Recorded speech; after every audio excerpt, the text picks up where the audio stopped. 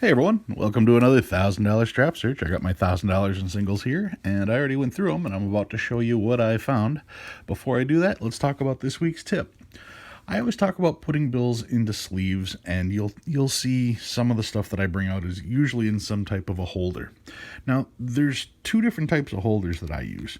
This one here is one of the ones that I've used. You can see this one is a really flexible. This one would be considered a sleeve. It's just fairly flexible, easy to put something in. It's enough to keep something from getting dirty, easy to transport, but not necessarily the safest thing as far as what you want to put bills into. Because, like I said, there is a lot of flexibility in this. So it could still get folded over. Probably not going to happen, but I mean, if you just want something that you can handle, pass around to show people, and know that it's not going to get dirty, you go with something like this. Now, if you've got something a little better, this is a top load. You can hear that that's a hard, rigid plastic. It does have a little bit of flexibility to it, but there's no way that you're actually going to ever fold this thing in half. Something like this is a little more sturdy as far as putting a bill in. So if you've got something that's a little bit better, you want to go with the hard top load like this versus the flimsy sleeve like this. So those are the two different types of holders that you're going to see. All these are available at all kinds of different coin shops. You can pick them up on eBay. But yeah, those are the two different types of top loads and two different types of holders that I use for my bills. All right, so there's $1,000 in singles. Let's take a peek and see what I got this week. Start off with a trinary, 1s, 6s, and 4s. 0s, 1s, and 7s on this. At a glance, that looks like it's a repeater or something. Nope, just a cool number. This one is 2s, 5s, and 6s. A little bit of an overprint on that too there, but that's okay. What do we got here? 0s, 4s, and 8s, another trinary. This one's 2s, 5s, and 7s, another trinary. Good paper quality on that one. 0s, 2s, and 5s for this trinary. And 1s, 2s, and 7s here. This one's 1s, 3s, and 8s. Got some writing on it, so that'll be going back in circulation. Did find some quads. This one's quad 1s, ending in quad 1s there. Quad 5s over here. Quad 7s. And then we get to my stars. See, last week I had 3 5 of kinds. This week, no such luck. Star note, really crisp, 2017. 02233024. Not a trinary. Let's see, another star note here, also a 2017. It's got the light crease in the middle. It's too bad. Star note from 2013. Another one from 2013. Another one. Got quite a few stars this time.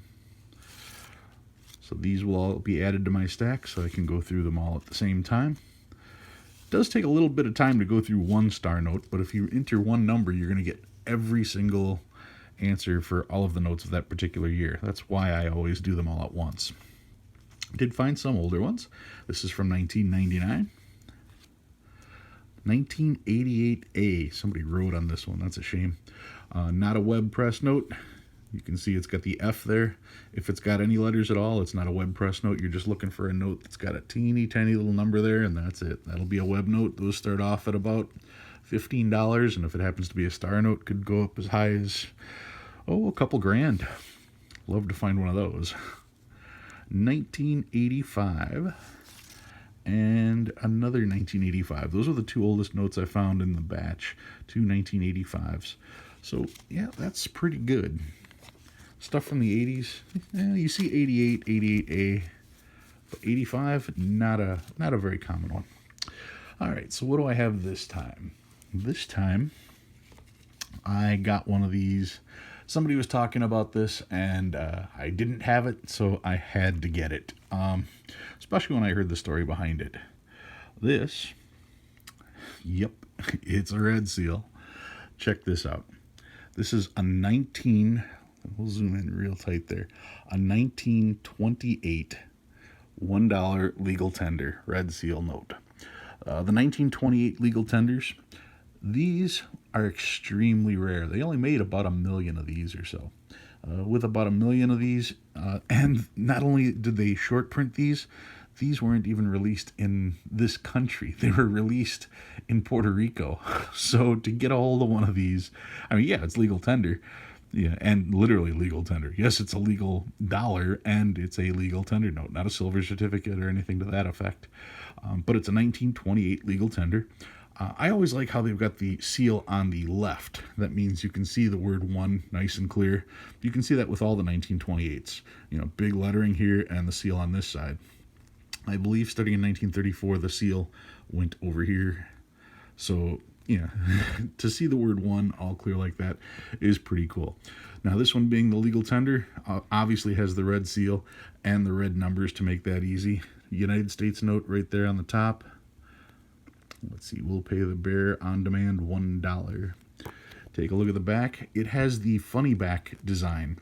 The funny back design was the design used on silver certificates, and they only used those in 1928 and I think to start 1934. By the time you got to the 1935 series, they did away with those. So yeah, the funny back design on a 1928 legal tender, a $1 red seal. These, like I said, are extremely rare, and what I'm going to do is I'm going to grab the book and we'll take a look. Here is the book, and if I pop this open, there it is right there. Legal tender, 1928. They made 1.8 million total of these notes. Starting off at very good 8, you're talking $90. And it quickly escalates from there. $200 for a VF20. EF40, extra fine 40 is going to put you at $275. Gem uncirculated, you're talking $575. Now look at the second set of numbers there. That's for a star note. They only printed 8,000 of those star notes. 8,000 star notes, even a VG starts off at $1,500. If you can find one that's a very fine, you're looking at $5,000. Choice uncirculated, you're talking $1,500, and gem perfect, $35,000. So yeah, these are extremely rare. I was shocked when somebody asked me if I had one, and I didn't realize how rare they were. So I had to go out and pick one up. This one isn't in the best of shape, but with the few that are out there, I am just simply glad to have one. All right, that's what I got for you guys this week. If you learned anything new this week, go ahead and hit that like button. If you like what you see, go ahead and subscribe. I'll be back next week with another $1,000 strap search. Thanks a lot for watching, guys, and I'll see you next week.